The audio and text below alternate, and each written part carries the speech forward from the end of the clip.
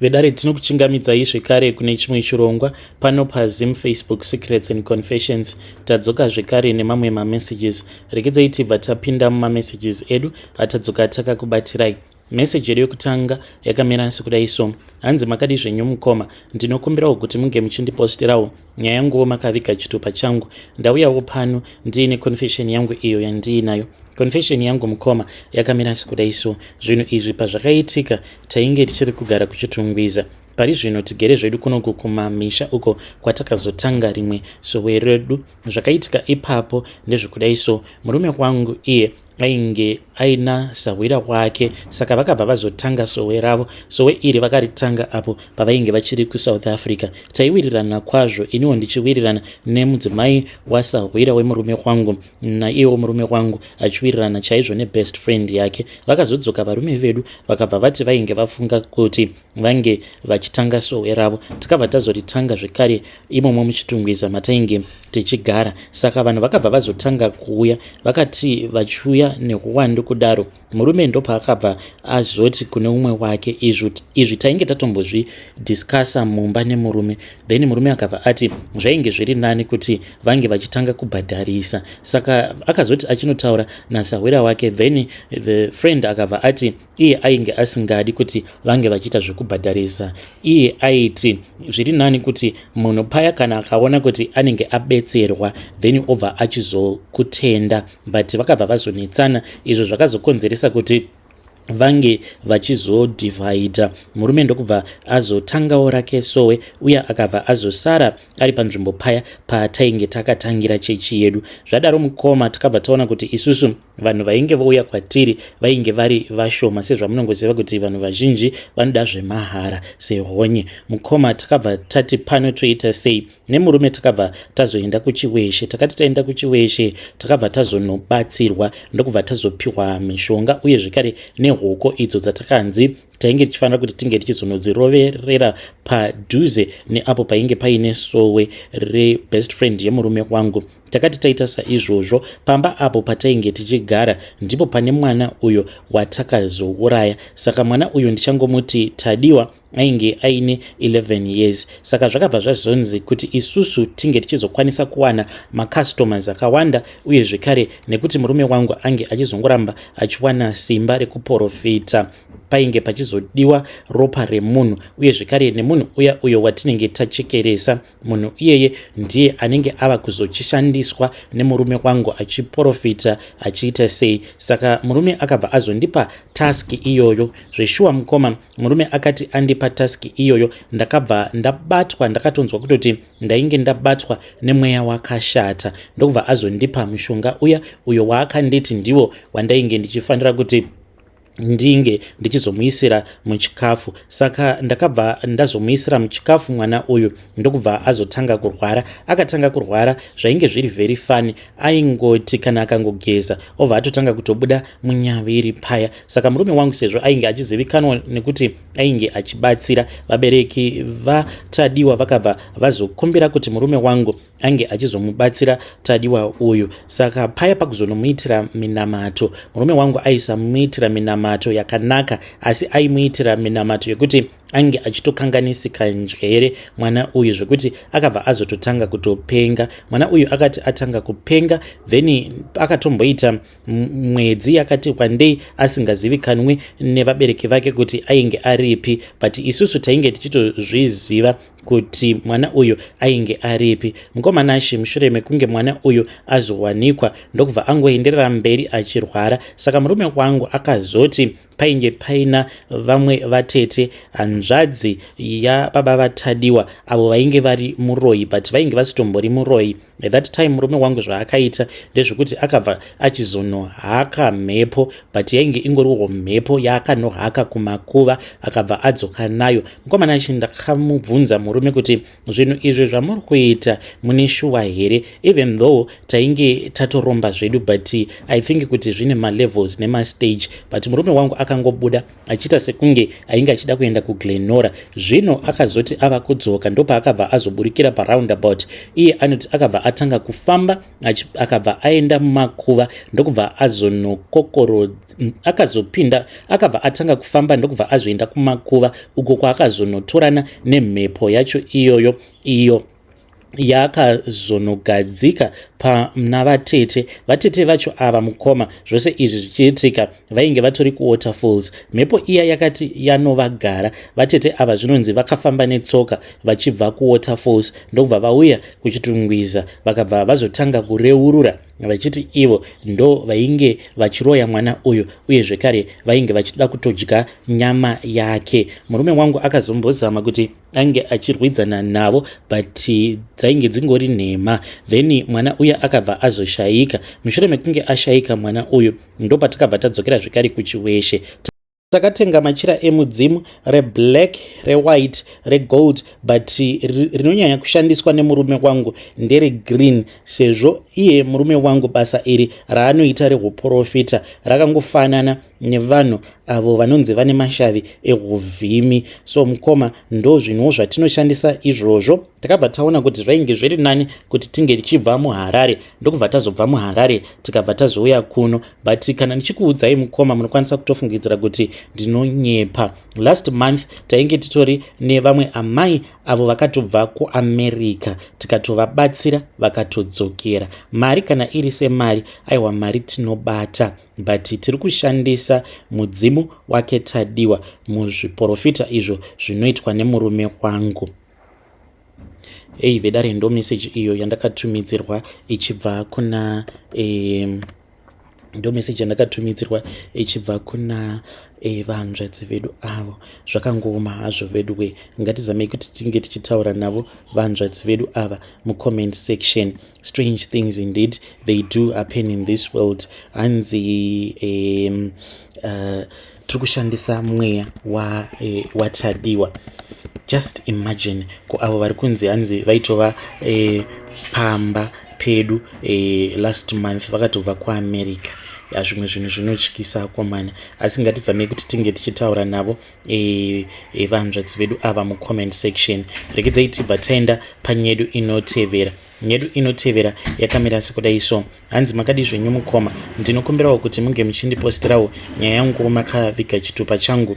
Inini ndauyawo pano ndiine confession yangu yandiinayo. So mine it is very terrible and I am still trying to recover. Zvinhu izvi pazvakaitika ndainge ndichiri muform 3. I was a victim of school bullying but ndinoshaya kuti zvinhu izvozvo like zvakaitika so many years ago when I was still at my weakest point and young.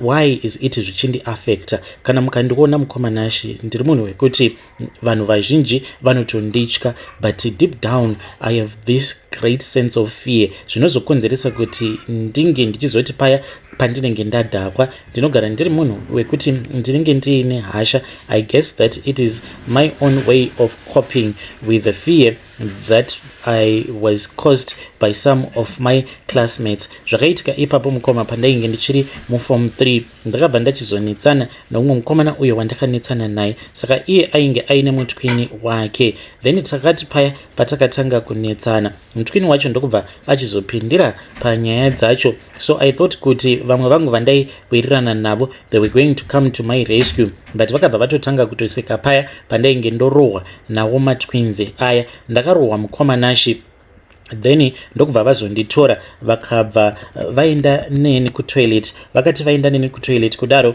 vakabva vanditi ndinge ndichinwa weti yemuchemba. Ndakati ndanwiswa weti iya yemuchemba ndokubva vazotanga kundiitira weti mumusoro mangu. Zvinhu izvi vachizviita mukoma all of my classmates they were there vachindiseka. Saka zvinhu izvozvo zvakaitika zvinhu zvekuti zvinondiaffecta kusvika pari zvino. Ndiri munhu wekuti I cannot afford kuti ndinge ndichienda ndichinoitwawo counseling. Ndiri kurarama zvekare ndiri munomo munyika yevatorwa. I don't know kuti I have been arrested how many times because of domestic violence, uye zvekare kana mulocation mandinogara maSouth African nemaSouth African vanotonditya because vanotoziva kutoti kana ndatotanga musindo ndinenge ndatotanga ende ndinenge ndichitozvidza kutoti kufa kunenge kuri nani. But ndakazoti ndagara pasi ndikati do kufunga ndo pandakabva ndazoona kuti no man, I think chinokonzeresa kuti ndinge ndichiva munhu ari very violent like this, it is because of my past. Saka kana kuinewo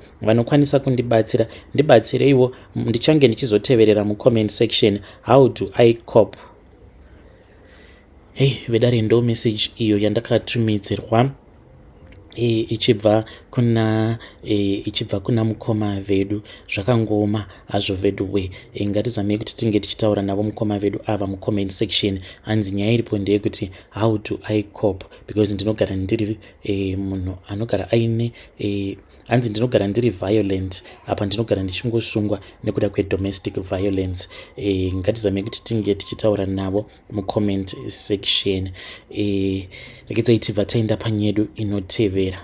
Hanzi makadi zvenyu mukoma, ndinokumbirawo kuti muge muchindiposterawo nyaya yanguwo makaviga chitupa changu. Ndauyawo pano ndiine confession yangu iyo yandiinayo. Confession yangu yakamira sekudai: inini mukoma ndinoda kurerura kuti ndine imwe mbinga iyo yandiri kudanana nayo. Takatongosanganawo muCBD muHarare imomomo, so yakabva yazondinyenga, ndikabva ndazoipa mafone numbers angu, ndikatoenda ndikatonorara kumba kwake murume uyu. So as we are speaking right now, murume wangu anozviziva kuti ndine munhu wandiri kudanana naye. Munongozviziva kuti iwewe kana uri semukadzi, kana wava kudanana nemurume uyu anenge aine mari yakadarika yemurume wako, unenge wangova nekamwe kakonfafa so kaunenge wava nako. Saka when my husband caught me, this was when I was planning kuti ndinge ndichenda kusleep over kumba kwembinga. Saka akabva azonditi, oh, so this is what you have been doing to me. Ndobva ndazomunyengerera paya, ndikabva ndati I am never going to do it again. But dzainge dzingori nhema hadzo. Mukoma takanetsana, I think it was somewhere kuma 9 p.m. apa ndainge nditori neshungu dzekuti ndinge ndichenda kusleep over kwangu kuya, because mbinga yangu yainge yondinetsa ichinditi manje ndava kutouya kumba kuti ndinge ndichizokutora. Ndokubva ndanetsana nemurume, ndakatongomusiya achichema achiti iye kana ndikabuda he was going to kill himself. Ndikatongozviudza kuti hakuna munhu anombozviuraya like that. Ndokubva ndabuda paya ndikabva ndaenda kusleep over. Ndikadzoka mangwana acho makuseni, ndadzoka ndikabva ndatanga kuchema, ndikabva ndamukumbira ruregerero, ndikabva ndamuudza kuti nemunhu uyauya tainge tarambana and throughout the night hapana kana zvatainge takamboita. Iye ainge akarara pambedha pake, inini ndikabva ndarara zvangu pafloor. So he then believed me, but iye akangonditi, mukadzi wangu, right now you know what I am going through, you know kuti zvinhu zvakandikomera right now, kana ukandisiya what will happen to me. Ndikabva ndati baby wangu, I will never dump you. So mukoma, dambudziko riripo nderekuti mbinga iyi iri kuti iyo iri kuda kundiroora. Handiri kukunyeperai mukoma, mbinga iyi ndakatoipa mafone numbers emasisters angu, vanototaura, uye zvekare naamai vangu vanototaura. So the moment that I saw kuti my mom has given me sort of like a silent go ahead, because kutaura kwavanotoita naye murume uyu, it is a sign yekuti she knows kuti I'll be dating this guy and she does not mind. So ndo nyaya iripo mukoma nashi, inini murume handichamudi, but handisi kuda kuti azoramba achingondinetsa. So what I've been planning nembinga iyi, tiri kuronga kuti tikufanira kuti tinge tichizomuuraya. Zvino akanditi ane imwe ng'anga iyo yaanoziva. Ng'anga iyi hanzi iriko kuchirundu uko, hanzi kana uchida tinoenda tose, then tobva tazonoitiswa mhiko dzekuti uyu ange achizofa. So ndo nyaya yacho iripo mukoma. Ndodawo kuti ndisati ndaita zvinhu izvi munge muchindibatsirawo imiwo, kana muchikwanisa kundibatsira, uye zvekare nevedare renyu kana vachikwanisa kundibatsira, I'll be so grateful if you can help me. because I really do not know what to do. Sure, nhamo inorwadza. Mose munozviziva muri pano kuti hakuna chinhu chinorwadza senhamo. Handidi kuramba ndichirarama ndiri munhamo ini nemurume wangu mukoma. We just stay in a small one-roomed house nemwana wedu. Ende nguva zhinji ndinoti kana ndikatarisa upenyu hwacho hwatinorarama ndinopedzera ndava kuzvibvunza kuti saka ipapapa, like with the way that we are living our life, zvichazoguma nepi? Iyewo munhu wekuti haana kana plan. Mukomana ashe, murume wangu basa rake raanoshanda iye anoitawo zvekupusha zvingoro. So tell me kuti ndiani akapfuma nekupusha zvingoro? Of course he's someone who is well educated, but zvagara mukomana ashe munyika mabasa hamuna. Kunyangwe zvikanzi munhu uyu ari well educated, but he is not the first graduate in our country and he is not the last graduate. Saka ndinongoona sekunge zvakatongofanana kaizvi. So ndodawo kuti mhuri yeZimbabwe inge ichindibatsira, ndichange ndichizotevererawo mucomment section. Ndinoda kutenda kune vose avo vachandipawo mazano. Vedare ndo message iyo yandakatumidzirwa ichibva kuna vahanzvadzi vedu. Ngatizamei kuti tinge tichitaura navo vahanzvadzi vedu ava mucomment section. Hanzi murume wangu iye anoita zvekupusha zvingoro. Zvino ndianiko akambopfuma nekupusha zvingoro? Pakaipa. Ngatizamei kuti tinge tichitaura navo mucomment section. Regedzai tibva taenda panyedu inotevera. Nyedu inotevera yakamira sekudai. Hanzi makadi zvenyu mukoma, ndinokumbirawo kuti munge muchindiposterawo nyaya yangu makavikawo chitupa changu. So inini ndiri murume, ndine makore 39 years ekuberekwa, ndingori nemwana 1.